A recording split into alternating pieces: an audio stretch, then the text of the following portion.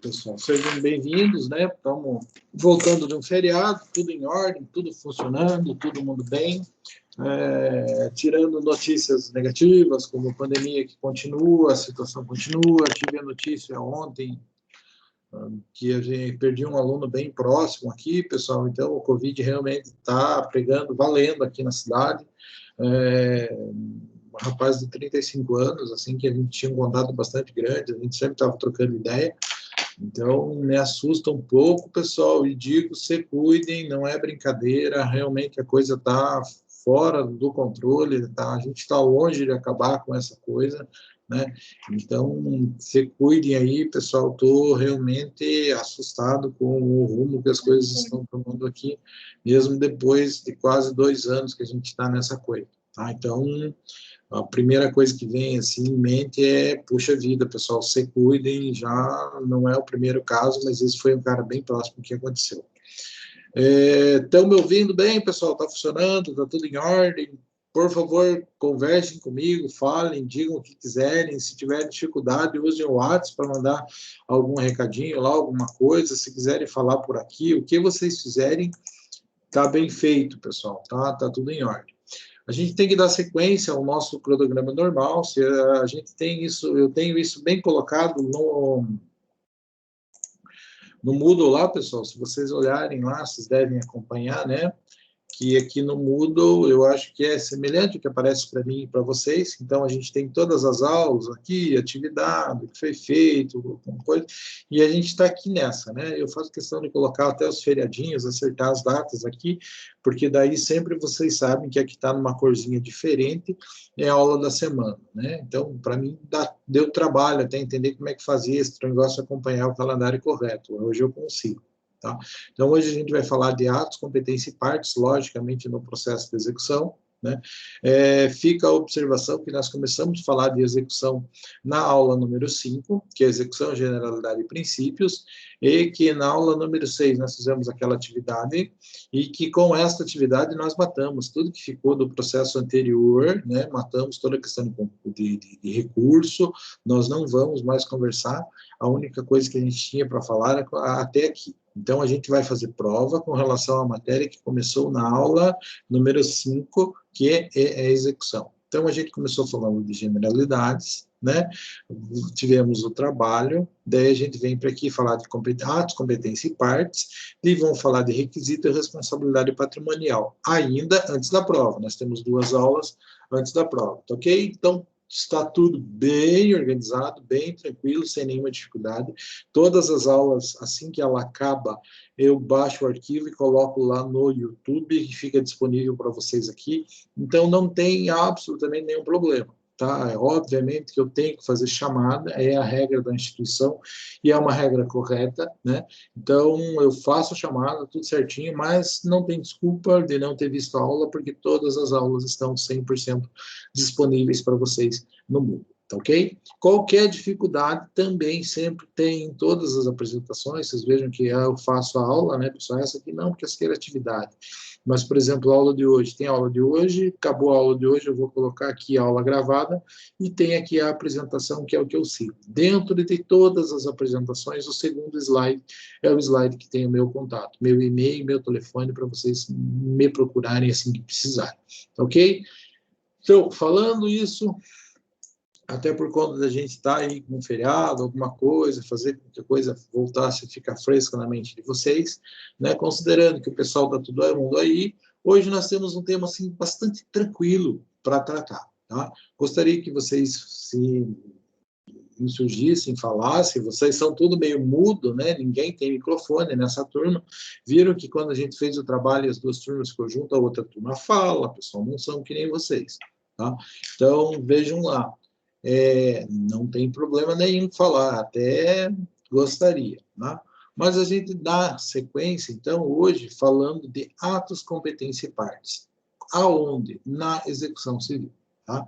Então, a gente tem que ver quais são os atos, quem é competente para isso e quem são, normalmente, as partes que vão estar envolvidas dentro de um processo de execução, um processo já na fase de cumprimento de sentença.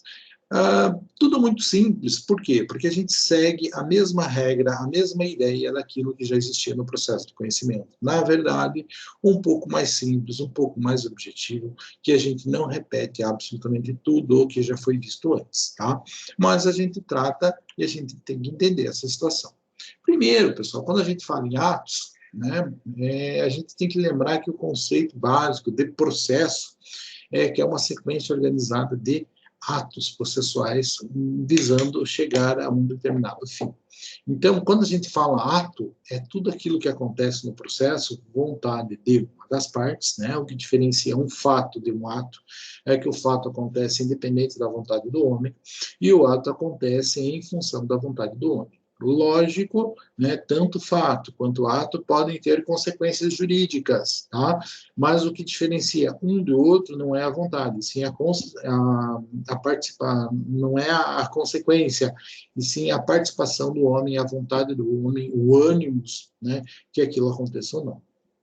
Quando a gente fala em processo, a gente tem atos processuais. O que diferencia um ato processual de um ato civil normal, um ato da vida civil, um ato da vida normal, é que o ato processual acontece dentro de um processo judicial. É só isso? É só isso. Tá? Daí nós dizemos que o processo nada mais é do que uma sequência organizada de atos processuais. Alguns atos processuais, inclusive, são complexos. Por quê? Porque alguns atos processuais, para se completarem, precisam que uma sequência de coisas seja feita. Então, por exemplo, uma citação, pessoal. A citação é um exemplo de um ato complexo. Por quê? Porque a citação tem que ir a carta para o sujeito, tem que ir a notificação para o sujeito, seja por meio de um mandato, seja por meio de uma carta por AR, seja porque ele foi no balcão da vara e falou e compareceu. E para que a citação seja válida, tem que ter uma comprovação no processo de que a notícia foi encaminhada ao réu. Tá? Então, nós temos o ato de fazer a correspondência, o ato de fazer o mandato, o ato do correio levar, o do oficial de justiça levar, entregar na mão do sujeito, ele dar ao ciente ou o oficial declarar que ele recebeu. Tá? Daí, o ato do escrivão juntar no processo, só depois de juntado no processo eu digo que existiu a citação válida no processo. O que é isso? Isto é um exemplo de um ato processual complexo. Por quê? É um ato decorrente da vontade do homem, praticado dentro de um processo judicial para chegar numa determinada situação, para chegar num objetivo específico. Tranquilo? Tranquilo. Aqui, a gente fala que existem atos de cognição, que são atos próprios, atos típicos do processo de cognição. Quando a gente fala cognição, tem que lembrar que cognição, lá na Aurélio, quer dizer que é sinônimo de conhecimento, processo de conhecimento. Processo de conhecimento é aquele processo onde o juiz faz a subsunção dos fatos às normas, ou seja, o que quer dizer esse palavrão que a gente aprende em introdução ao estudo do direito, quer dizer que o juiz pega o direito que ele conhece, passa o caso concreto pelo direito e tira dessa transposição, dessa situação, ele aplica o direito que ele conhece àquele caso concreto e sai uma decisão. Isso é a subsunção dos fatos às normas. Isso é o processo de conhecimento, o processo de conhecer o direito aplicável ao caso concreto. Isso a gente estudou, vocês estudaram no processo anterior, até quando a gente estava falando em recurso, a gente estava pensando em processo de conhecimento, conhecer o direito. Tá? Claro que existe recurso também na fase de execução, mas a gente estuda isso na sequência do processo de conhecimento. Agora, a gente sai dos atos de cognição e a gente entra nos atos executivos. Qual que é a diferença, pessoal? Os atos de cognição buscam conhecer o direito, verificar qual é o direito aplicável no caso concreto. Tá? Ver se realmente aquilo que o autor relata na petição inicial está correto ou não. Tá? É isso que é o processo de conhecimento. Tá? Buscar o direito, buscar a solução jurídica para aquele problema colocado pelas partes. Quando nós estamos falando de processos executivos, é uma outra função que o judiciário exige não, que ele exerce, né? Que é fazer com que o direito seja cumprido, né? De nada adianta, vamos pegar o caso de você entrar com uma ação, né? Se você chegar no final dessa ação, o judiciário lhe disser qual é o seu direito, mas ele não fizer esse direito entrar em prática, de nada adiantou. ok? Então, a gente tem alguns documentos que têm força executiva e a gente tem a necessidade de fazer cumprir-se, muitas das próprias decisões judiciais precisam ser executadas, precisam ser colocadas em prática. Então, adianta eu dizer, olha, o terreno teu é esse. Não basta isso, tem que pegar, ter uma ordem judicial e ir lá e tirar quem está indevidamente em cima do terreno que é meu. Ok? O que é fazer isso? É executar, né? É tomar uma providência concreta para dar aquilo que cada um tem por direito, cada um que tem por merecimento, aquilo que a pessoa conquistou, aquilo que é seu direito. Então, os atos de cognição existem no processo para que você conheça, para que você descubra qual é o direito. Os atos de execução partem de um direito reconhecido, né? E a gente vai estudar na aula seguinte, que a gente vai falar dos requisitos, existe o título. Então, existe um documento, existe algo que diz qual é o seu direito. Você parte no processo de execução, seja a execução de título extrajudicial, seja o processo de cumprimento de sentença, tanto faz, tá? Você parte do quê? De um documento que diz qual é o seu direito. Então, você não tem que conhecer mais qual é o direito ao caso, aplicável ao caso concreto. Você tem que tomar medidas que façam com que aquele direito seja real, se concretize na vida do sujeito que procurou o judiciário. Então, são medidas, né, que o juiz toma, que o juiz busca, para solucionar de forma concreta, né, providências concretas, materiais, né, no mundo real, que objetivam satisfazer o crédito que ali está em discussão. Tranquilo? Então, essa é a diferença básica entre processo de conhecimento, conhecer o direito, e processo de execução, tornar o direito efetivo na vida do sujeito. Tudo bem?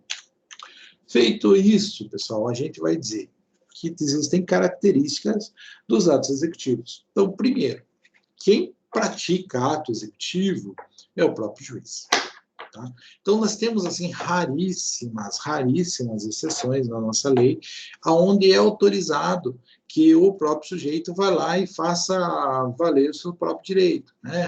Que são casos ali de invasões, questões possessórias, questão de bagagens em hotel, coisa assim. Existem algumas coisas, né, que permitem que o sujeito possa exercer o seu próprio direito ou buscar uma garantia, uma guarida do seu próprio direito. São raríssimas exceções, até difíceis de serem lembradas. A regra geral é que o ato executivo, aquele ato que busca tornar o direito concreto na vida do tutelado, é praticado pelo magistrado. Por quê? Porque ele implica, via de regra, em algo contundente. Ele implica, muitas vezes, em reconhecer o direito de uma pessoa e dar guarida, dar efetividade a esse direito, muitas vezes significa entrar no patrimônio de outra pessoa, entrar nos direitos de outra pessoa e colocar um óbice. Tá? É dele, não é do outro, tem que ir lá tirar daquele e entregar para o outro. As pessoas não podem fazer direito pelas próprias mãos. Né? Exercício arbitrário das próprias razões é um tipo penal, é crime. Tá? Então, mesmo que seja meu, eu não posso exercer arbitrariamente as minhas próprias razões. Eu não posso exercer arbitrariamente o meu próprio direito. Eu preciso me socorrer do judiciário. Por quê? Porque é muito complicado a gente dizer que as pessoas podem defender a qualquer custo o seu próprio direito. Então, elas não podem. Elas precisam do judiciário para que não vire confusão, para que não vire barbárie. Que isso é muito fácil de acontecer, né, pessoal? Então, nós precisamos sempre do juiz determinando a prática de atos executivos, porque a própria pessoa não pode tutelar o seu próprio direito, né? Porque a interpretação é complexa, o juiz tem que verificar realmente o que é cabível, o que não é cabível, e obviamente que nem todas as execuções são procedentes. Logo, a gente precisa desta mediação, nós precisamos desta função do magistrado, verificando quais atos são justos, quais atos realmente devem ser praticados ou não, e por conta disso, nós não podemos abrir mão da função do magistrado e da propriedade do magistrado ao determinar a prática de atos executivos. Tá? Via de regra, pessoal, daí a gente pega lá o artigo 82 do Código do Processo Civil, nós vamos ter que estes atos executivos, eles são praticados pelo oficial de justiça. Tá? Quando a gente tem uma execução, pessoal, é diferente. A gente tem a questão da citação de uma execução. Vamos pegar um exemplo. Né? Eu tenho um processo de conhecimento. Tem a citação? Tem. Eu tenho um processo de execução. Tem a citação? Tem. O que é a citação? Citação é a notícia da existência do processo encaminhada pelo réu. Que tem que ser dado para ele, tem que vir uma prova de que foi dada a notícia para ele, para dentro do processo. Isso é uma citação. Beleza? Beleza. Né? Então tem aquela cacofonia idiota, né, que diz assim que o réu é citado, né? O réu é citado, não quer dizer que não... Bom, entenderam a piada. Então, o que acontece? A função da citação no processo de conhecimento pode perfeitamente ser realizada por meio de uma carta com uma R. Por quê? Porque o sujeito vai lá, assina, junto a R no processo, ó, tem uma prova, o sujeito assinou, foi notificado a existência do processo. Agora, quando nós estamos falando do processo de execução, é complicado isso. Por quê? Porque, vamos pensar no processo de execução por quantia certa, onde ele tem que pagar lá R$1.000. Ele tem que ser citado para pagar, ou se não pagar, vai ser nomeado bens a penhora, fazer toda outra coisa. Então, é uma coisa bem complicada, né? Então, não dá para fazer por carta, tem que ser por meio do oficial de justiça. Via de regra, os atos executivos que são determinados pelo juízo, normalmente são praticados pelo oficial de justiça. Por quê? Por conta desta necessidade de ter-se efetividade no processo civil. Tranquilo? Então, vou colocar aqui uma fotinha de vocês, pessoal, só para mostrar que está tudo fluindo bonitinho.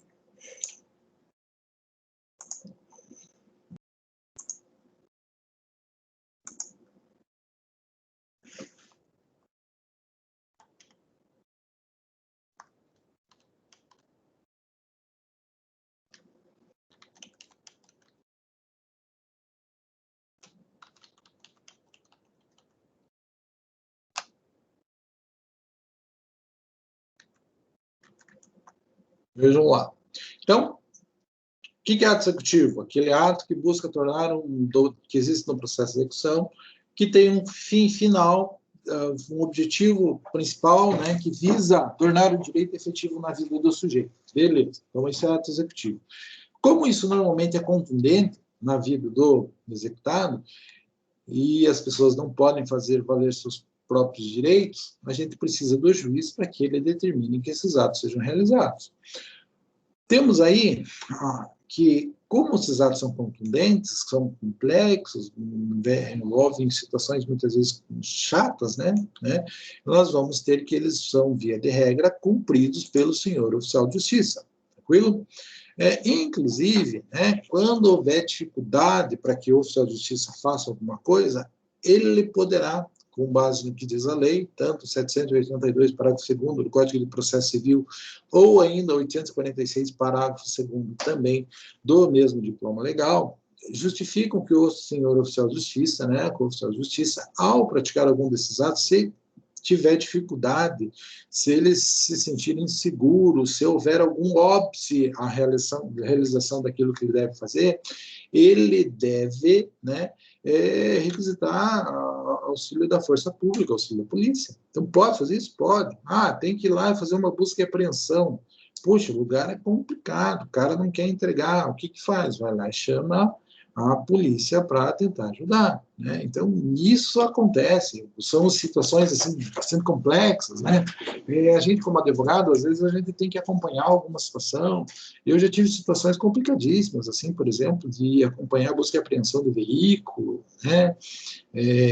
A gente tem uma notícia não muito antiga, se não me engano, do ano passado, né, de uma busca e apreensão num caminhão que foi ser cumprida aqui em Carambeí, e deu o caminhoneiro, aquela ânsia, né, complicado pela dívida e por aquela situação, acabou indo brigar com os policiais, com o oficial de justiça, levou um tiro e morreu, né? Então, assim, coisas complicadas, realmente é assim, onde muitas vezes o desespero toma, e a gente tem na prática desses atos executivos, muitas vezes coisas complexas acontecem, ok? Por isso que a força pública e que a força policial às vezes torna-se necessária. Né? Eu já acompanhei, por exemplo, a efetivação da medida de reintegração de posse, né? Então, tirar a gente de área, pessoal, está invadido, você vai lá, tem aqueles barraquinhos, aquela situação, daí a polícia vem para o meio. Cara, é as coisas mais difíceis, né? Eu sempre achei, eu sempre digo para quem me pergunta, para quando eu vou falar sobre o tema, a questão possessória são as piores ações que eu já trabalhei. Porque você discutir a posse, você não, a prova normalmente é testemunhal e as consequências são grandes. Então, eu acho assim, as piores ações, as coisas mais complexas que eu já trabalhei enquanto advogado foram ações possessórias, né? Dentro delas, a execução de mandatos, de acompanhar a reintegração de posse em algumas situações, assim, sempre é muito complexo. Tudo bem? Bom, mas aí a gente entende o que é ato, por que o juiz tem que determinar, qual a função do oficial de justiça, e que o oficial de justiça, inclusive, pode necessitar de algum auxílio para que isso possa ser realizado. Tranquilo? Qualquer coisa, pessoal, dá um sinal de fumaça, falem, dê algum sinal, alguma coisa aí, que eu estou plenamente à disposição. Eu acabei de ver uma notícia aqui no grupo dos professores, pessoal, que alguém está com dificuldade para um áudio aí em Jaguareíra. Eu acho que é por causa do sistema, o nosso sistema é bem diferente, né? Quando eu uso o Teams aqui, a questão é bem diferente. Mas, não sei, vocês estão me ouvindo? Tá beleza? Está funcionando bem? Sim, professor, aqui tá normal. Então, beleza. Então, é que o sistema deles é diferente, então vamos tocar bola para frente. Qualquer coisa, mexam comigo, tá? Bom, então, falamos o que ato é aquilo que decorre da vontade humana, isso é um conceito de ato lá em direito civil, trazendo para dentro de processo civil, nós dizemos que ato é aquilo que decorre da vontade humana e que acontece dentro de um processo judicial. E o conceito de processo é uma sequência organizada de atos processuais. Ah, beleza? Beleza. Ato de execução é diferente de ato de conhecimento, por quê? Porque ato de conhecimento é aquele praticado no intuito de buscar conhecer qual é o direito aplicável ao caso concreto. Quando nós falamos de ato de execução, é aquele ato praticado pelo magistrado no intuito de tornar o direito efetivo na vida do exequente, daquela pessoa que veio ao judiciário munido de uma prova, um título dizendo qual é o seu direito e pedindo que aquilo seja efetivado. Tranquilo? Beleza. A aula é bem objetiva, pessoal. Talvez a gente termine essa aula um pouco mais cedo, assim, mas eu procuro ser, assim, bem objetivo do que a gente está falando. Infelizmente, a gente não tem aquela possibilidade de estar trocando ideia, conversando, dando risada e contando piada, como a gente faz na aula real, tá? Mas a questão do ato é isso. Temos que mencionar um pouquinho com relação à competência da execução civil. Quando a gente fala competência, pessoal, sempre que a gente trata de uma coisa nova, a gente fala competência. E o que é competência? A quem cabe, né?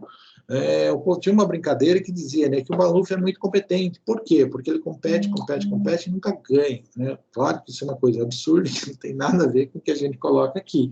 O que é competência?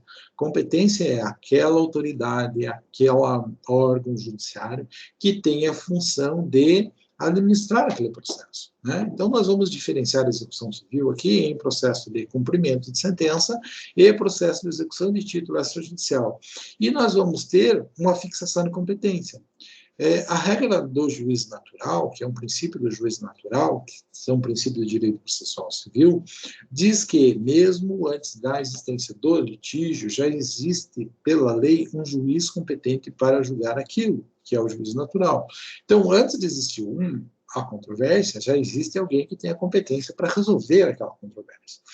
Por isso, a gente tem regras de competência. A regra de competência é que diz quem é o juiz natural, quem é a pessoa incumbida pela lei de resolver aquele litígio. E isso é feito antes do litígio acontecer. Se você cria uma competência para julgar alguma coisa após o litígio acontecer, a gente entra naquela situação do juízo de exceção. Né? Aquilo lá é um tribunal de exceção. Por quê? Porque aconteceu o problema de que eles inventaram a autoridade, de acordo sempre com algum interesse, para julgar aquele negócio. Para evitar que existam tribunais de exceção, né, nós temos a regra da competência civil. Então, sempre, antes de existir o problema, antes de existir o litígio, antes de existir a necessidade do processo, já existe pela lei vigente alguém com a responsabilidade, com a competência, né, com a incumbência legal de resolver aquele negócio.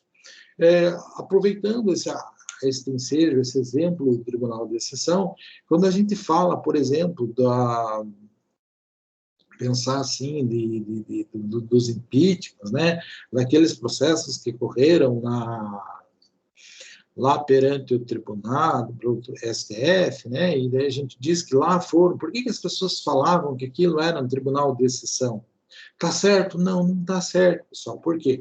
Não se enquadra dentro do conceito de tribunal de exceção, porque a competência do STF já estava traçada na lei antes daquele problema acontecer. Qual que é o problema? O problema é que, quando foi feita a lei, disse, se a autoridade máxima do país fizer alguma bobagem, quem vai julgar é o tribunal máximo, que é o STF. Tá? E foi isso que foi colocado. Se dizia que era um tribunal de exceção, erroneamente, por quê? Porque nunca tinha sido utilizado. E principalmente porque nunca se pensou, né, que a autoridade máxima do país ia fazer as barbaridades que fizeram. Ok? Então, é um tribunal de exceção? Não, não é um tribunal de exceção porque ele estava previsto na lei. Tá? Agora, ele se assemelhava a isso porque era uma coisa que, por mais que estivesse previsto na lei, não tinha sido executado antes, não teria sido usado antes essa previsão legal, até porque não se esperava que se chegasse a esse ponto. Tranquilo? Mas essa é uma explanação com relação à execução que eu acredito que os senhores já conhecem. Então, dentro da execução civil, o que a gente pode esmiuçar, especificar com relação a isso? Nós vamos dizer que existe, pessoal, a competência para a execução civil no cumprimento de sentença, no artigo 516 e seguintes. E nós vamos ter a competência para a execução de títulos extrajudiciais no artigo 781 e seguintes. Qual é a diferença? Você já sabe, mas cumprimento de sentença é o processo de conhecimento chegou ao seu final. Teve recurso, não teve recurso, não interessa. Foi até o recurso especial, julgou o recurso especial, transitou em julgado, beleza, não cabe mais recurso, não cabe mais recurso. Tem um prazo para pagar. Se não pagou, eu entro com o cumprimento de sentença. Tá? Que é o mesmo processo continuando agora em fase de cumprimento de sentença. Se for essa situação, não precisa ter tido recurso especial? Não, simplesmente saiu a sentença, ninguém recorreu e ninguém pagou, eu vou lá e entro com pedido de cumprimento de sentença. Beleza? Beleza? O mínimo normal, por exemplo, ação de alimentos. Fixou alimentos, pai não pagou, não recorreu, não fez nada, o que eu vou fazer? Vou executar os alimentos. Beleza, isso é um cumprimento de sentença. O que é execução de título extrajudicial? Execução de título extrajudicial, eu não tenho processo de conhecimento antes, mas eu tenho um documento que diz com certeza qual é o direito, né, que tem força executiva. Por exemplo, contrato de locação, um cheque, uma nota promissória, uma debênture, né? Tenho esse documento, me diz qual é o direito, então eu faço uma petição inicial junto ao título e dou início a uma execução de título extrajudicial. Logicamente que existem regras específicas para fixar a competência da execução civil fundada em cumprimento de sentença e aquela fundada em execução de título extrajudicial. Quais são elas, né? Antes de chegar no quais são elas, pessoal, a gente tem que fazer, quando fala de competência, né, um conceitozinho simples, né, que é a competência absoluta e competência relativa. Eu vou dizer que eu estou tratando de competência absoluta quando eu estou falando de matéria e hierarquia. Aí é competência absoluta, tá? Ou incompetência, tanto faz. Então, quando é fixada a competência em função da matéria, ou quando a gente fala de um recurso, quem vai analisar se é o primeiro grau, o segundo grau, se tem efeito devolutivo ou não tem, nós estamos falando de competência absoluta. Quando nós estamos falando de competência em função de local e de valor, nós vamos dizer que a competência é relativa. Tá? Tranquilo? Só para a gente lembrar isso. Nós utilizamos muito o conceito de competência absoluta e relativa quando a gente está falando de incompetência. Tudo bem? Porque o mesmo conceito de competência é o de incompetência absoluta e relativa. Quem é absolutamente incompetente? Aquele juiz fora da matéria ou fora da hierarquia correta para analisar aquela matéria. Quem é o juiz relativamente incompetente? Aquele que é do lugar errado ou do valor da ação não se encaixa naquela situação. Tudo bem? São critérios muito utilizados, né? E por isso a gente tem que saber exatamente do que nós estamos falando ao tratar competência absoluta, competência relativa.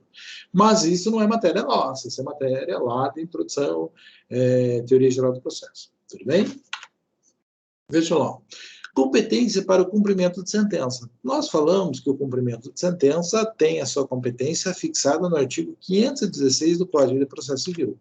Vamos ver, então, o que o 516 nos diz, tá? Bem objetivamente. Então, tá lá, pessoal, compete, tem competência, né, digamos assim, para o cumprimento de sentença, primeiro, se ser processado nos tribunais, as causas de competência originária. Né? Vamos deixar o primeiro item por último. Né? Segundo, no juízo que decidiu a causa em primeiro grau de jurisdição. Então, imagine, entrei com uma ação de indenização aqui, beleza, o processo foi, teve recurso, voltou, chega no final, ele volta para cá, para ser arquivado ou para ser executado, para ser cumprido. Então, se o processo começou na primeira vara civil de Ponta Grossa, o cumprimento de sentença vai se dar na primeira vara civil de Ponta Grossa, beleza? Então, aonde o processo começou. O mais comum, a regra geral de todas, é a que está no inciso segundo.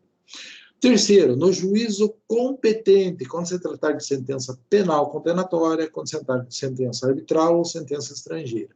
Nesses casos, pessoal, a gente também chama de cumprimento de sentença, porque são sentenças provindas de outros lugares, né, que não vieram necessariamente de um processo de conhecimento que estava perante aquele juízo, que simplesmente passa da fase de conhecimento para a fase de cumprimento.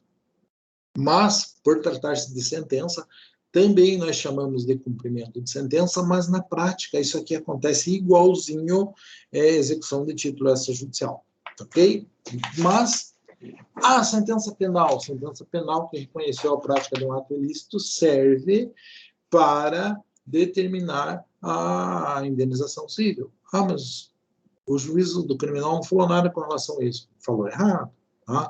Todas as sentenças penais condenatórias deveriam fixar no seu corpo o valor da indenização devida.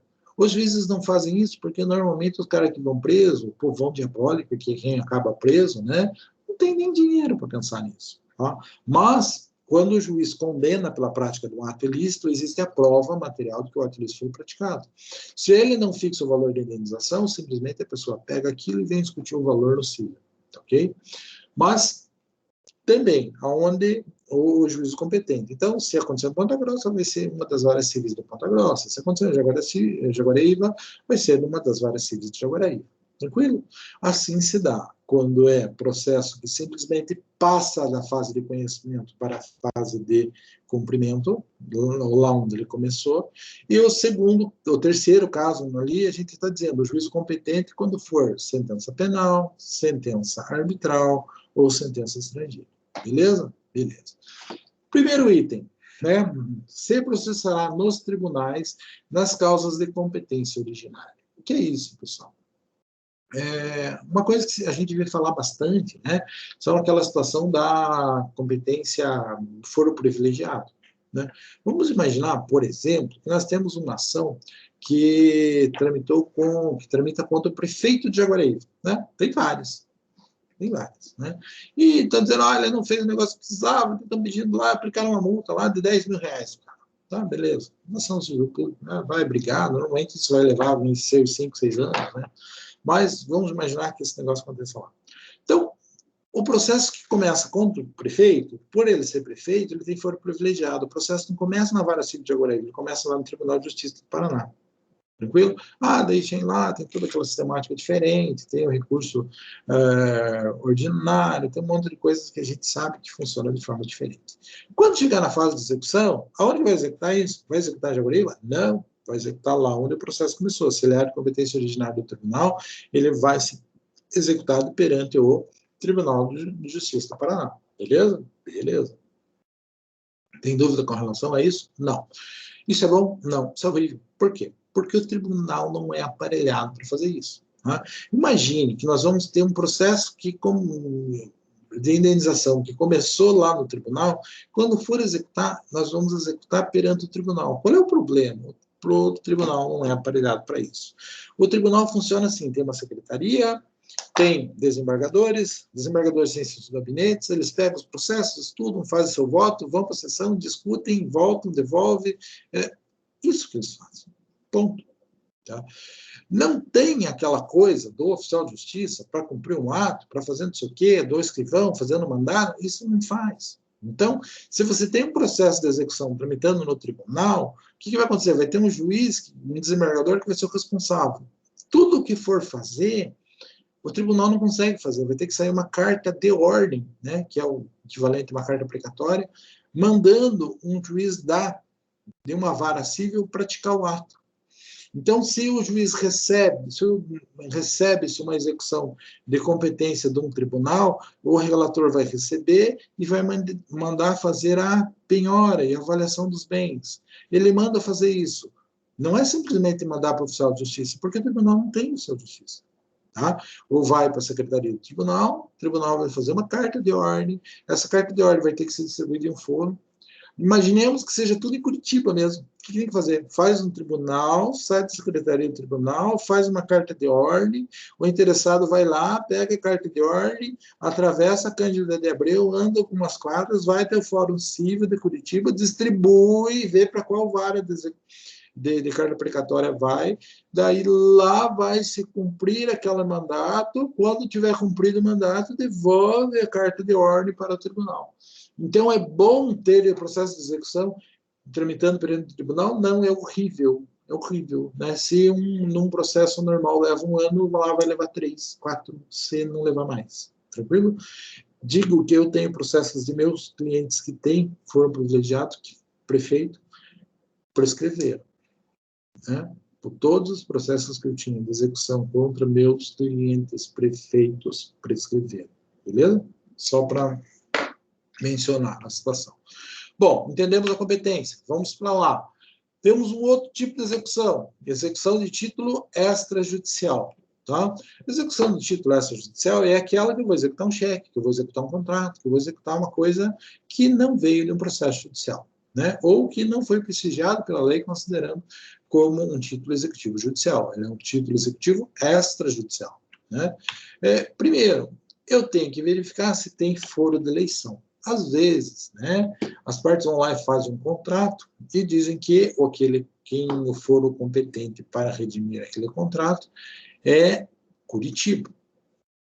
Putz, mas eu moro em Ponta Grossa, mas eu assinei um contrato dizendo que era Curitiba. Então, tem que primeiro verificar. Se eu elegi Curitiba, beleza. Tem que ver se não é contrato de consumo, onde eu tenho foro privilegiado com relação a isso. Tem que ver se realmente não está ferindo o meu direito, colocar lá. Mas, normalmente, quando são contrato entre iguais e eles elegem o foro correto vai ser o da eleição. Tá? Então, pode eleger o foro? Pode, normal, né?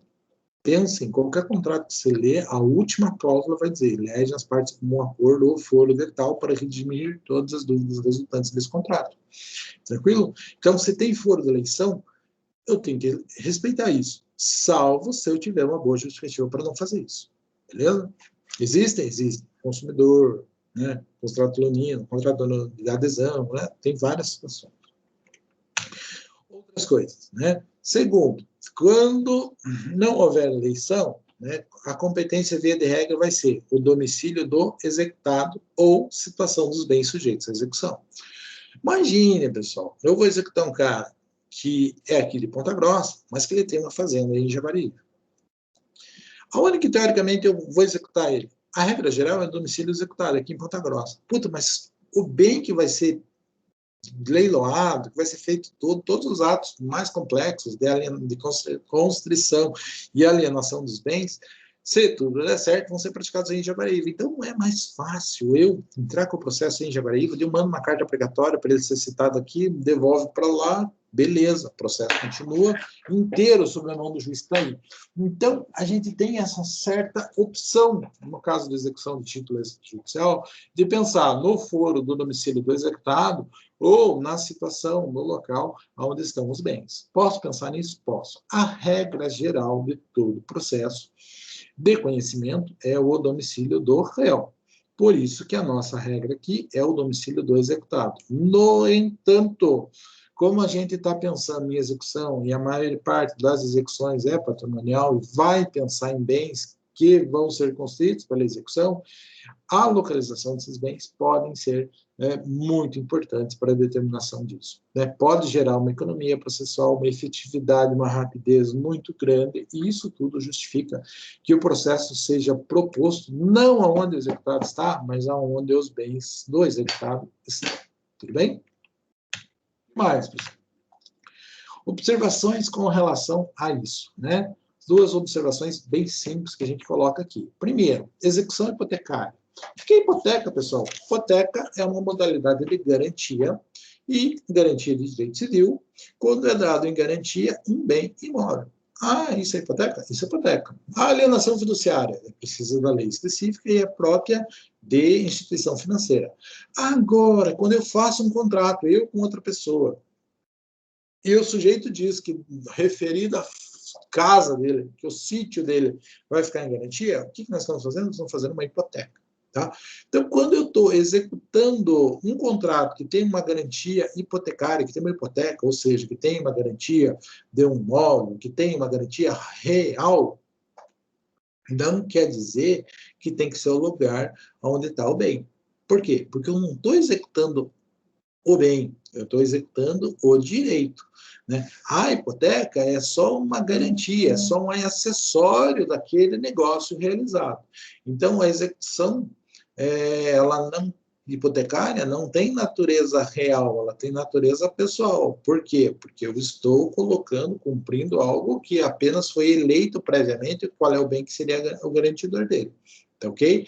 Então, eu vou propor aonde? Onde está o bem? Não, eu vou propor aonde está o executado. Beleza? Tem a opção de pensar? Tem a opção de pensar. Tudo bem? Então, eu posso propor a execução hipotecária tanto aonde está o bem, assim como onde está o executado. Não precisa necessariamente ser proposta onde está o bem. Às vezes é mais interessante colocar onde está o executado. Tranquilo? Tranquilo. Outra observação, vou falar da execução fiscal. Da execução fiscal, nós temos uma regrinha específica no Código de Processo Civil, no artigo 46, parágrafo 5º. Tá? Vou me dar ao luxo de pegar a lei e mostrar para os senhores, para entenderem do que nós estamos falando. Tá? Vejam lá, artigo 46 do Código de Processo Civil. Ação fundada em direito pessoal ou em direito real sobre imóveis será proposta em regra no foro do domicílio do réu. Beleza. Temos uma série de observações, parágrafo 5º. A execução será proposta no foro do domicílio do réu ou de sua residência. A execução fiscal, desculpe. A execução fiscal será proposta no foro do domicílio do réu ou de sua residência ou no lugar onde for encontrado.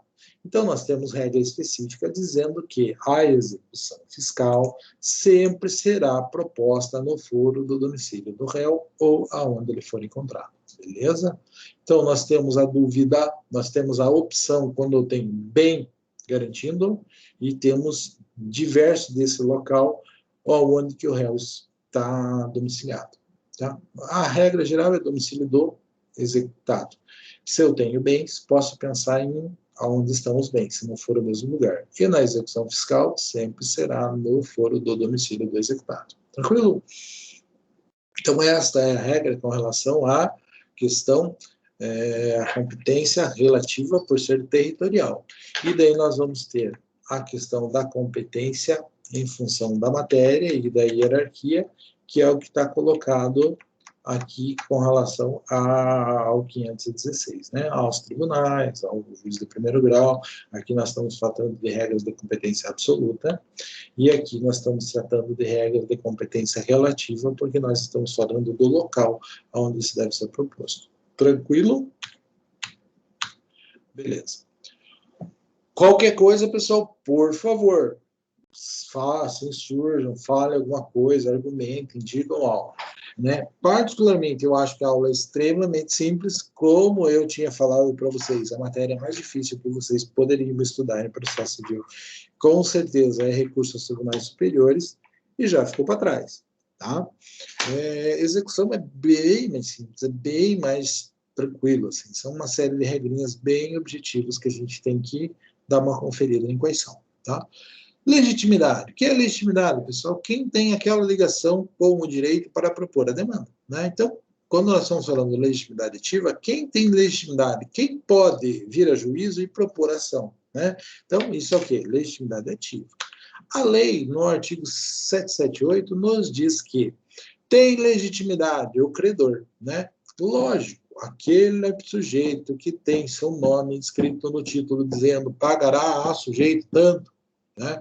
Aquele sujeito que a sentença diz que o sujeito tem direito a tanto, é o credor, por excelência, é ele o sujeito que tem direito de propor a execução, seja pela modalidade de execução de título extrajudicial, seja pela modalidade do próprio cumprimento de sentença. Então, o credor, via de regra, é o legitimado por excelência a propor isso. Mas o direito não é assim tão simples, né, pessoal? Se fosse assim tão simples, não tinha graça. Não precisava a gente passar 5 anos estudando e sair daí sem saber bosta nenhuma, né? Então, tem coisas que a gente pode colocar. E, exemplificado, por que essa coisa vai se complicando? Segundo, o sucessor causa mortes. Puta, então meu pai tinha um crédito, ele morre. Dependendo da natureza do crédito, se for patrimonial, transfere para mim. Né? E daí eu sou o sucessor causa mortes. Né? Então, vejam lá o que diz: o espólio, o herdeiro, ou os sucessores do credor, sempre que, por morte deste, for-lhes transmitidos direitos resultantes de título executivo. Tá? Então, meu pai estava executando alguma coisa, faleceu, eu me habilito lá no processo, e eu não dou continuidade ao processo. Então, os sucessores têm legitimidade para propor? Sim. Toda? Não. Né? Imagine, né, que o sujeito tem uma prestação de ordem alimentar. Né? A prestação de ordem alimentar tem o caráter de ser personalíssima. Tá? Então, se o alimentado vem a falecer, ele não deixa o direito relativo aos créditos que ele estava executando para ninguém. Então, a criança tem lá R$10.000 de atrasados, né, que ele está cobrando pelo um processo de execução patrimonial contra seu pai. Ele entrou com o pedido dos últimos 3 meses, pedindo a prisão em um processo, e daí o que estava lá, o resto dos R$10.000, que estava para trás dos 3 meses, ele entrou com uma ação de ordem patrimonial, né, e foi lá e penhorou o carro do pai dele, que não estava pagando a pensão. Acontece uma infelicidade, essa criança falece. Putz. Tem um processo, tem uma penhora do carro do pai, o carro está indo a leilão, né? O que acontece com esse processo? O processo é arquivado. Por quê? Porque ninguém pode se habilitar para cobrar essa prestação, porque essa prestação tem cunho personalíssimo, não se transfere para ninguém. Ah, mas a mãe dele pagava as contas, ela não pode entrar no processo? Não, não pode. É a obrigação de cunho personalíssimo. Ela não sucede, nesse caso, o filho dele, como ela sucederia em todos os demais casos, ela não vai suceder nesse. Tudo bem? O cessionário, né? Claro, o exemplo é meio tosco, né? Porque o pai, que é o próprio devedor dos alimentos, também é sucessor da criança, né? Então, o exemplo não é o mais feliz do mundo. Só estou querendo deixar bem claro para os senhores que a obrigação de ordem personalíssima não é transferida por causa da morte. Tá? Mas isso é jamais uma questão de sucessão, não tanto pela execução. O cessionário, pessoal, aquele direito resultante do título que foi transferido para outra pessoa. Pode. Cheque não é normal se endossar ele, pessoal. Você não pode pegar um cheque se ele não for nominal, posso transferir livremente. Se ele é nominal, o que acontece? Ele é nominal a mim, eu assino o verso, eu endossei ele passa a ser um título portável para qualquer pessoa. Posso fazer um endosso em preto, ou seja, coloco lá no cheque por João. Só o João vai poder receber, mas o João também pode assinar ali e passar para outra pessoa. Tá? Então, este cessionário, então o cheque era para mim, eu cedi para outra pessoa, este cessionário, esse sujeito que recebeu o título, tem legitimidade para promover o processo de execução também. Por quê? Porque isso é o que fundamenta toda a teoria dos títulos de crédito. Né? Por que o título de crédito foi inventado? O título de crédito vem lá da época das grandes navegações, né? No passado, né? Imagina esse cara cruzando o mar de caravela, né? Aquela loucura, né? Os caras eram muito corajosos, né? Carregar ouro era uma coisa perigosa, e complicada, porque era pesado, né? Então, os caras inventaram, nessa época, a teoria dos títulos de crédito. Inventaram um papel que, com depósito daquele papel, você tinha direito de ir lá em determinado lugar e pegar uma quantidade de ouro. Beleza? Todos os nossos títulos de crédito evoluíram desta ideia. Então, o título, a ideia do título de crédito, a ideia do cheque, da promissória, tudo isso veio lá desta ideia do direito à navegação. Então, é comum que a gente pense na sessão. Eu falo, eu tenho uma carta aqui que dá direito a 10 mil, passo para você. Então, passei para você, você pode executar isso. Hoje isso está perdendo um pouco sentido, né? Por quê? Porque hoje a gente vive num mundo diferente. Né? Hoje, você pensar que você maneja uma nota promissória já não é uma coisa tão comum, porque a gente tem cartão, porque a gente tem TED, porque a gente tem PIX, né? Porque a gente tem outras formas de negociação eletrônica que estão cada vez mais tomando o lugar desses títulos, né? Como todas as negociações eletrônicas elas são muito mais assim à vista, né? A gente ainda tem a figura dos papéis circulando, mas logo isso vai deixar de existir, eu acredito, tá, pessoal? Então, a questão dos títulos de crédito, a evolução tecnológica está fazendo com que ela venha por terra, né? Não que ela praticamente ela deixe de existir porque estão existindo coisas mais funcionais, né? O problema é que a gente esbarra ainda na questão do crédito, né? Existe um contrato eletrônico que pode ser feito e que com base no cartão? Pode, cartão de crédito, mas para que você tenha cartão de crédito, tem que ter crédito. E quando é no papel, não precisa ter crédito, precisa ter uma boa conversa. Tranquilo? Então, cessionário, pode? Obviamente que pode. Ministério Público. Né? O Ministério Público vai ter ações específicas aonde ele pode ser o sujeito que tem legitimidade ativa para promover a execução. Existem ações específicas onde o Ministério Público tem legitimidade para ele ir lá e entrar como exequente. Quando? Ação de indenização civil, né? Quando a vítima do crime ou seus herdeiros não têm condições econômicas para fazê-lo, né? Então, o cara foi vítima de um crime, né? Já falamos, o juízo criminal tinha a obrigação de fixar na sentença criminal lá o valor da indenização que a vítima tem direito, né? Ou seus herdeiros têm direito. Os caras fazem, não fazem. Por quê? Porque o povo não é diabólico, porque vai preso e não tem dinheiro para pagar essa indenização, tá? Mas é uma conduta errada, tá? Então, neste caso, houve essa condenação, existe essa indenização, se os herdeiros ou a vítima não têm condições de contratar um advogado, o Ministério Público pode promover essa execução. Beleza? Beleza. Ação de reparação de danos decorrentes da lesão ao meio ambiente. Quem é o grande protetor do meio ambiente? O Ministério Público, né? Patrimônio público. Claro, pode ter uma ONG, pode ter não sei o quê, pode ter o Estado, pode ter um monte de gente. Não é legitimidade exclusiva dele, é concorrente, né, digamos assim. Mas ele tem legitimidade. Ações que versem sobre direitos difusos e coletivos, né? Vamos estudar isso bastante lá em direito do consumidor, que vai dizer o que é direito individual homogêneo, o que é direito difuso, o que é direito coletivo.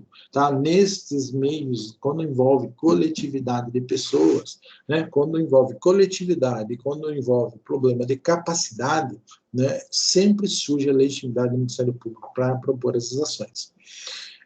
Ações populares, né, que são as ações coletivas mais antigas, né, fundadas naquela lei lá de 65, né, são muitas vezes propostas pelo Ministério Público, então o Ministério Público também pode promover as execuções. Condenações de lei de improbidade administrativa, já vi várias, pessoal, tem muito disso, tem promotoria específica com relação ao patrimônio público, e os caras manejam muitas ações relacionadas a isso. Tá? Então, eu acho que dessas todas que nós falamos aqui, tirando a do meio ambiente, que também é bastante, né? Mas com certeza, a que mais tem são as execuções de condenações impostas pela lei de improbidade administrativa. Por quê? Porque os caras têm que fazer isso. Né? Então, e fazem bastante, existem vários processos. Eu já atuei em muitos processos relacionados a isso. Termo de ajustamento de conduta.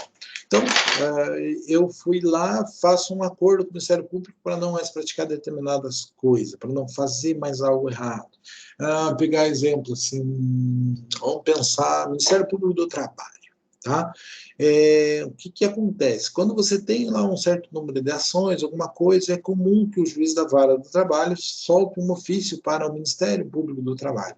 Daí o Ministério Público do Trabalho vai lá e visitar a tua empresa, faz uma fiscalização. Quando ele faz a fiscalização, lá ele verifica que tem um número de funcionários fazendo hora extra errada, fazendo não sei o quê, que não tem o IPI certo, que não tem...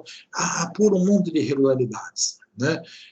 Putz, daí o cara vai te multar. Antes de te multar, ele faz assim, vamos fazer uma reunião lá no Ministério do Trabalho. Aqui em Ponta Grossa tem uma delegacia do Ministério do Trabalho, né, e tem uma procuradoria do Ministério do Trabalho. O que os caras fazem? Vamos fazer o seguinte, para que eu não te multe, vamos fazer um TAC, termo de ajustamento de condutas, né? Por meio desse termo de ajustamento de conduta, você se compromete a corrigir isso, tá? E se você não fizer, ou se você incorrer nesse erro novamente, você vai incluir numa multa de 50 mil reais. Beleza? Beleza, vale assim. Assina, acerta, os caras vão embora, 2 anos depois os caras voltam, olha lá, você está com as mesmas coisas de novo. O que aconteceu? O TAC não foi cumprido. Quem tem competência para executar isso? O Ministério Público. No caso, o Ministério Público do Trabalho. Pode ser um TAC que tenha por objetivo a questão ambiental, vai ser de competência do Ministério Público Estadual normal. Né? Então, termo de ajustamento de conduta celebrado, cabe ao Ministério Público promover a execução disso. E acontece bastante. Como advogado da empresa, como advogado, normalmente, da pessoa que incorreu nessas falhas, que fez essas barbaridades aí, que teve funcionário ao outro lado, né? Que quando a gente fala nisso, a gente pensa, nossa, os bandidos, né? Os clientes que são os bandidos, são nada, são os coitados, né? Os caras estão se matando, dando emprego para um monte de gente lá, e daí são fiscalizados, os caras tiram o couro deles. Claro que eles também não são assim tão inocentes, mas não são bandidos, tá? Uma das argumentos que a gente diz é que não vou assinar o TAC. Mas por que você não vai assinar o TAC? Porque eu não vou assinar um negócio dizendo que eu vou cumprir a lei. A lei eu já sou obrigado a fazer, independente de qualquer coisa. Tá? E isso é uma argumentação bem séria e os caras ficam loucos quando você não quer assinar o TAC. E daí você tem que arrumar argumentos. Um dos argumentos que eu sempre usava para não ficar na berlinda era dizer, não vou assinar um troço dizendo que eu tenho que cumprir a lei, porque a lei eu já tenho que cumprir a lei porque ela existe. Tranquilo? Mas não é fácil, os caras ficam loucos e às vezes a gente tinha que brigar na justiça pelo fato de não querer assinar o TAC. Tranquilo? Mas esse não é o objetivo. O objetivo é simplesmente saber quando que o Ministério Público tem legitimidade para propor a execução civil. Tranquilo? Tranquilo. Subrogado, né? Subrogado, aquele sujeito que subrogou do direito a alguma coisa. Por exemplo, né? Eu paguei uma dívida que era de outra pessoa, me subroguei nos créditos, né? Vamos imaginar, assim, várias situações. Para a gente pegar o exemplo, vamos pegar o outro caso, que é o fiador subrogado. Qual que é a ideia? Né? Você vai lá, tem um contrato e coloca um fiador. Fiador é aquela garantia prestada com base na fidúcia, com base na confiança, fio do bigode, tá? Que diz assim, se ele não pagar, eu pago. Daí o cara não pagou, o ID teve que ir lá e pagar a conta dele. O fiador é um exemplo de subrogação. Quando eu pago a dívida daquele sujeito que eu fui fiador, eu me subrogo nos direitos de cobrar aquela dívida do sujeito. Tá? Então, isso é um caso de subrogação. Então, quando eu pago uma dívida de outra pessoa, eu me subrogo no direito de cobrar a dívida dessa pessoa. Então, o subrogado, de modo geral, com base no 347 e 346 do Código Civil, assim como no fiador, de um modo geral. Ofendido, por mais que não figure no título executivo, né? Quem seria o ofendido? Ofendido lá no processo crime, né? Então, por mais que o juiz não diga, não, o nome, não dê os valores, tal, se reconhece que o sujeito é ofendido, ele tem a legitimidade para propor a execução civil daquela sentença penal condenatória, por exemplo. Tá? Não tem valor. A gente vai fazer, antes de executar, vai liquidar o valor, ver quanto vale, mas vai executar aquela sentença penal que condenou alguém a alguma coisa. Tranquilo? Tranquilo. O advogado tem legitimidade para pleitear a execução tanto do principal, que é do seu cliente, como dos honorários advocatícios fixados em sentença. Tá? Então, o advogado tem legitimidade? Sim, e não só para cobrar o que é dele, ele pode cobrar também o que é direito da outra parte. Tranquilo? Beleza? Beleza. Então, essas são aquelas pessoas que nós dizemos que têm legitimidade ativa para propor a execução civil. Tranquilo? Tranquilo. O que mais? Legitimidade passiva. Quem deve suportar? Contra quem nós vamos propor a execução, pessoal? Isso está lá no 779 do Código de Processo Civil, e as pessoas são as seguintes. Logicamente, o devedor reconhecido como tal no título. Então, se nós temos um cheque, normalmente o emitente do cheque é o devedor. Agora, o cheque foi endossado para mim por outra pessoa. Aquela pessoa que endossa e passa para outra assume a responsabilidade. Ok? E se a gente for pensar na teoria dos títulos de crédito, por exemplo, né, a gente vai dizer que quem assina o título na frente é responsável solidário. Então, é uma nota promissória. O sujeito foi lá e assinou na frente. Embaixo, ele está assinando solidariamente. Se o cara assinou atrás, ele está se responsabilizando subsidiariamente. Primeiro tem que cobrar quem está na frente do título. Isso é teoria de título de crédito. Nem se usa mais, porque título de crédito é uma coisa que está caindo. Mas como eu dei aula dessa matéria em um bom tempo, a gente lembra dessas peculiaridades. Na minha época, o professor levava para a faculdade uma nota promissória, assim, que era do tamanho de 2 cartolinas, né? E que tinha trocentas assinaturas, trocentas coisas, e ele fazia uma prova oral para a gente. Viu? Sai todo mundo para fora da sala, um por um. O que é isso? O que é assinatura? O que quer dizer isso? O que quer dizer aquilo? Então, a gente tinha que estudar esse negócio, porque naquela época já não se usava tanto, mas a gente tinha que saber, ok? Espólio, pessoal, tá? O espólio, então, o falecido de cujos, né, morreu, tem bens? Tem. Então, tem herdeiro? Tem herdeiro. O conjunto de tudo isso, o monte maior da herança, o conjunto, é o espólio. O espólio é quem representa o falecido, né? Se o sujeito tinha uma dívida, o espólio pode ser demandado? Pode ser demandado, sem problema algum. O novo devedor, né? Então, com o consentimento do credor, né? O cara me deve o Edi deve uma grana para uma empresa aqui da cidade. Daí vem alguém lá que quer me ajudar e assume a dívida no meu lugar. Faz um negócio comigo, assume a dívida no meu lugar. Se o credor aceita, beleza. Esse novo devedor pode ser executado no meu lugar. Pode? Pode. Perfeitamente. O fiador. Tá? O fiador, da forma com que está constante lá no negócio, também pode, né? Nós vamos falar disso mais à frente, né? Mas vamos dizer assim, fiador é um contrato, né? Com base na confiança, na fidúcia. Então, fiador é Instituto de Direito Civil. E nós vamos ter o aval, que é Instituto de Títulos de Crédito, Direito Empresarial, tá? Ambos são semelhantes, só que nós sabemos que fiador é aquele sujeito que faz um contrato de fiança. E avalista é aquele cara que avaliza a obrigação de outra pessoa. Tá? Um é direito comercial, que é o avalista, e outro é direito civil, que é o fiador. O que mais nós podemos colocar? Responsável titular do bem vinculado para a garantia real. Então, tem uma obrigação de outra pessoa. Ele fala, coloca meu carro em garantia. Vou lá e assino junto. Tá? A dívida é minha? Não, é de outra pessoa, mas eu aceitei que meu carro fosse dado em garantia. Beleza.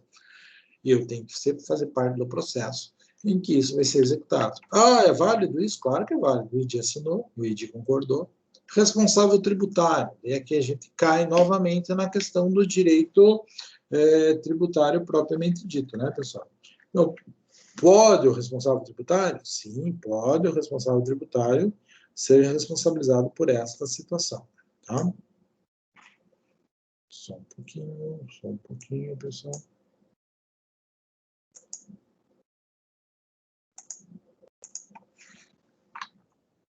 E mais, nós temos o avalista, né, que é aquela figura semelhante ao fiador, só que dos títulos de crédito. O empregador pode, pessoal? Puxa, tem uma regrinha que diz assim, o patrão responde objetivamente pelos danos causados pelo empregado no exercício de suas atividades. Tá? Então pode? Pode. Então, claro, tudo é muito relativo, tudo tem que ser pensado, tudo tem que ser visto, tá? Mas existe aquele sujeito que está trabalhando, teoricamente ele está trabalhando em nome de uma empresa, em nome de um empregador, e eventualmente pode sim existir responsabilidade dele, né, em algumas situações, tá?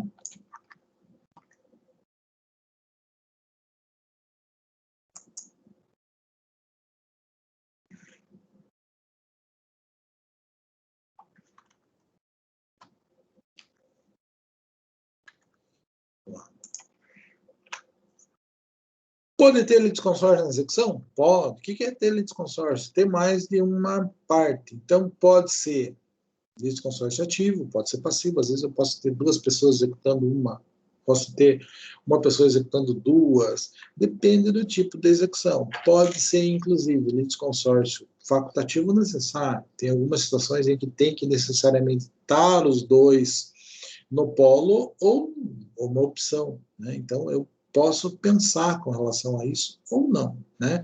Então, quando a gente faz, por exemplo, um contrato de fiança, né? O contrato de fiança, ele normalmente existe uma coisa chamada benefício de ordem. Por meio do benefício de ordem, primeiro você tem que executar o devedor principal, depois o fiador. Então, posso colocar só o fiador? Não posso, né? Então tem que ter os dois, tem que ter os dois. Primeiro um, depois o outro. Então assim vai. Posso ter um contrato dizendo que o fiador renuncia ao benefício de ordem. Daí, nesse caso, pode tirar o devedor principal e só um fiador. Pode. Depende de como foi feito o negócio. Pode ser o litisconsórcio dos dois? Pode. Pode ser necessário que os dois estejam no processo? Se eu quero chegar no fiador, vai ter que estar os dois no processo. Ok? E assim por diante. Depende de situações concretas para verificar isso. A questão principal que a gente tem que deixar bem claro aqui é que existe possibilidade de litisconsórcio ativo ou passivo, facultativo ou necessário. Tá? Já falei isso com relação a isso. Existe intervenção de terceiros? O que é intervenção de terceiros, pessoal? É aquela situação por meio da qual alguém que não é parte do processo tem necessidade de interagir dentro do processo, é chamado, é atingido de alguma forma por coisas que são feitas dentro do processo. Existe intervenção de terceiro dentro do processo de execução? Sim, de forma completamente diferente do que no processo de conhecimento. Inclusive, existem, assim, as suas figuras próprias. Por exemplo, incidente de desconsideração da personalidade jurídica. Você desconsidera a personalidade de uma empresa para responsabilizar seus sócios. Vamos ter uma aula só falando sobre isso. Isso é uma forma de atingir terceiros, porque você tinha uma pessoa jurídica, você vai desconstituir a pessoa jurídica e pegar os seus sócios. Você tinha terceiros que não eram diretamente ligados àquela ação.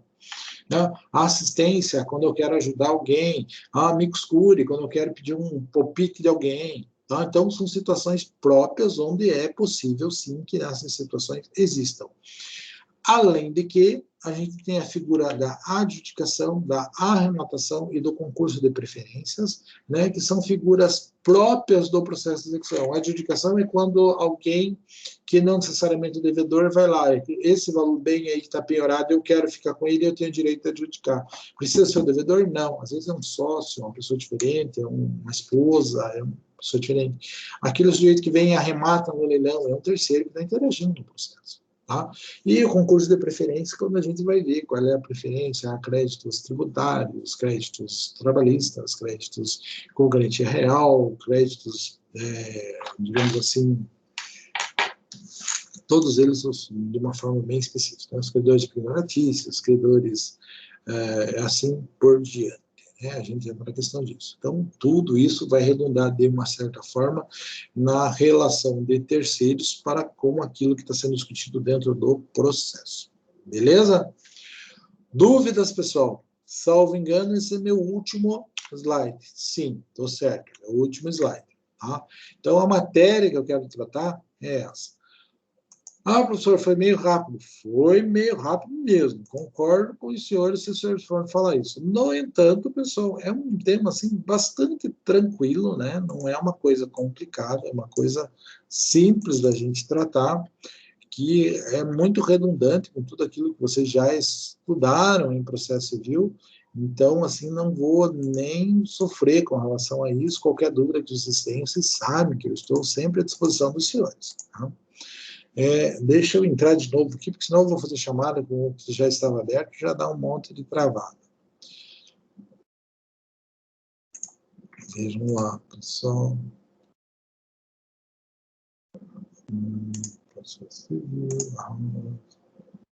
Aqui, novamente, pessoal, a gente tem mais 2 aulas, daí prova, beleza? Fazer chamada.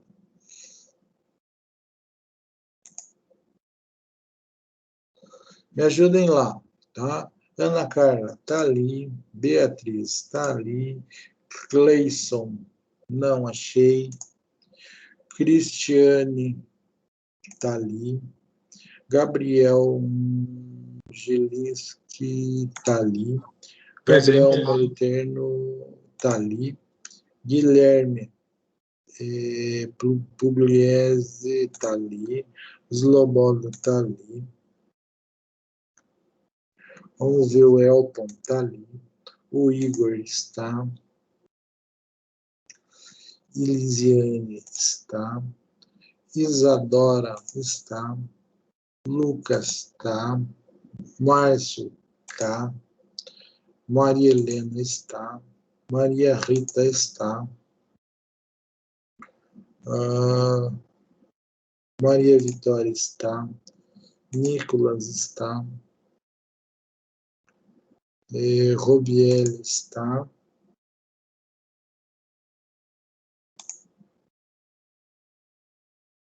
Sueli está. E Vitória Kotarski está. Nossa, pessoal, só falta mesmo o Cleison, que eu nem sei se faz a matéria, acho que não faz pelo continuado de falta. O resto estão todos presentes. Que bom, fico feliz da audiência, de vocês estarem todos aí. E me coloco totalmente à disposição dos senhores. Deu para aproveitar alguma coisa da aula, pessoal? Estão me assistindo, estão me ouvindo, está funcionando tudo certinho?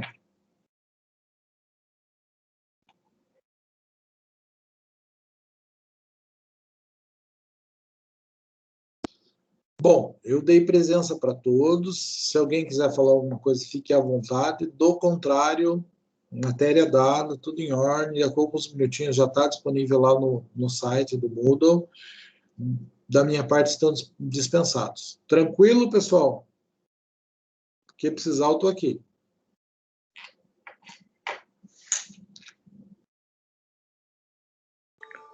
Boa noite, professor. Até semana que vem. Boa noite, tudo de bom. Tranquilo, professor. Boa noite. Valeu, obrigado.